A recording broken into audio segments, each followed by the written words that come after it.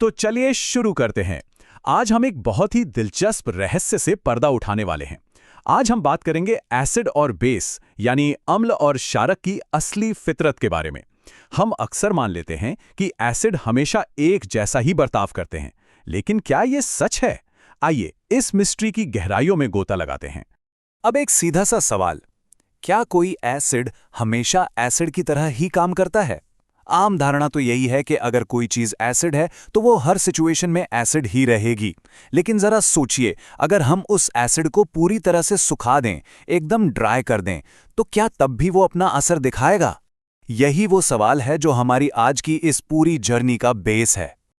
Okay, आइए सीधे इस एक्सपेरिमेंट में डाइव करते हैं। इमेजिन कीजिए एक टेस्ट ट्यूब है जिसमें हमने लगभग 1 ग्राम ठोस सोडियम क्लोराइड यानी NaCl लिया है और फिर उसमें मिला रहे हैं सांद्र सल्फ्यूरिक एसिड। जैसे ही ये दोनों मिलते हैं, एक गैस बाहर निकलती है और ये गैस कोई और नहीं बल्कि हाइड्रोजन क्लोराइड या जिसे हम HCl गैस कहते हैं वो है। लेकिन यहाँ एक छोटा सा ट्विस्ट है।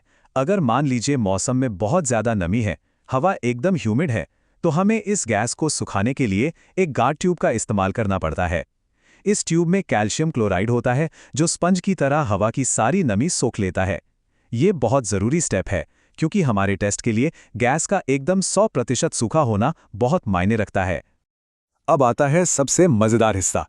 जब हम इस एकदम सूखी हुई HCl गैस के पास एक सूखा नीला लिटमस पेपर लाते हैं, तो पता है क्या होता है?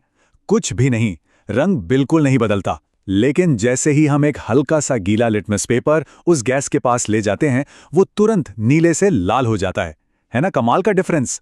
तो इस सबसे हमें क्या समझ आता है?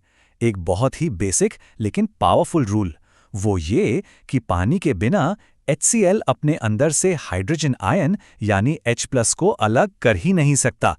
आसान भाषा में कहें तो किसी भी एसिड को अपना असली रंग दिखाने के लिए पानी की जरूरत होती ही है। पानी वो मास्टर की है जो इस पूरे प्रोसेस को एक्टिवेट करती है। आइए देखते हैं कि ये सब अंदर से कैसे काम करता है। ये बहुत ही डायनामिक प्रोसेस है। पहले स्टेप में HCl पानी के संपर्क में आता है। फिर पानी एक तरह से उस एसिड के मॉलिक्यूल्स को खींचकर अलग करने लगता है, जिससे आयन अलग अलग हो जाते हैं। और आखिर में हमारे पास बचते हैं H3O+ और Cl- आयन। मतलब पानी यहाँ कोई साइड कैरेक्टर नहीं है, बल्कि पूरा गेम ही बदल देता है। और यही एंट्री होती है हाइड्रोनियम आयन की। देखिए, हाइड्रोजन आयन कभी भी अकेले यानी इंडिपेंडेंटली सर्वाइव नहीं कर सकते। उन्हें पानी के मॉलिक्यूल्स का साथ चाहिए ही चाहिए।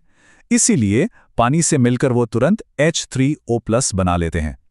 साइंस में हम हमेशा हाइड्रोजन आयन को H+ Aq या हाइड्रोनियम आयन के रूप में ही लिखते हैं। ये एक छोटा सा फैक्ट है, पर बहुत क्रूशियल है।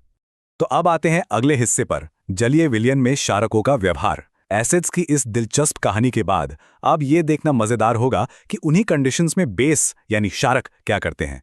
क्या वो भी पानी के साथ ऐसे ही रिएक्ट करते हैं? अगर हम इन 3 अलग अलग केमिकल इक्वेशंस पर नजर डालें, जहां सोडियम हाइड्रोक्साइड, पोटेशियम हाइड्रोक्साइड और मैग्नीशियम हाइड्रोक्साइड को पानी में घोला जा रहा है, तो एक बहुत ही क्लियर पैटर्न दिखाई देता है। हर बार जब भी कोई बेस पानी में घुलता है, तो वो हाइड्रोक्साइड आयन्स यानी OH- आयन रिलीज करता है। पानी मिलते ही इन बेसिस का यही यूनिवर्सल कैरेक्टर सामने आता है। अब यहाँ साइंस की एक छोटी सी टर्मिनोलॉजी क्लैरिफाई कर लेते हैं। हम अक्सर बेस और एल्कली यानी क्षार शब्दों का इस्तेमाल एक ही चीज के लिए कर देते हैं, पर ऐसा है नहीं। सारे बेस पानी में नहीं घुलते। जो बेस पानी में पूरी तरह घुल जाते हैं ना, बस उन्हें ही हम एल्कली कहते हैं। ये एक ऐसा फर्क है जो हमें हमेशा याद रखना चाहिए। लेकिन हाँ, यहाँ एक बहुत ही सीरियस वार्निंग भी है। किताबों में साफ लिखा है कि सभी क्षारक पानी में नहीं घुलते और इन्हें कभी भी छूना या चखना नहीं चाहिए। ये छूने में भले ही साबुन की तरह चिकने लगे या स्वाद में कड़वे हों, लेकिन असल में ये बहुत हानिकारक और कोरोसिव होते हैं। Safety first, right? इन केमिकल्स को कभी भी हल्के में नहीं लेना चाहिए। तो अब सोचने वाली बात यह है कि अगर पानी की एक बूंद एसिड और बेस की इतनी बड़ी ताकत को जगा सकती है, तो जरा सोचिए हमारे घरों में रखे रोजमर्रा के लिक्विड्स में ऐसी कितनी अनदेखी केमिकल रिएक्शंस होंगी जो बस पानी की एक बूंद का इंतजार कर रही हैं। है ना सोचने वाली बात? ये साइंस को सिर्फ किताबों से निकालकर हमारी असल जिंदगी से जोड़ता है। इस पर जरूर विचार कीजिएगा।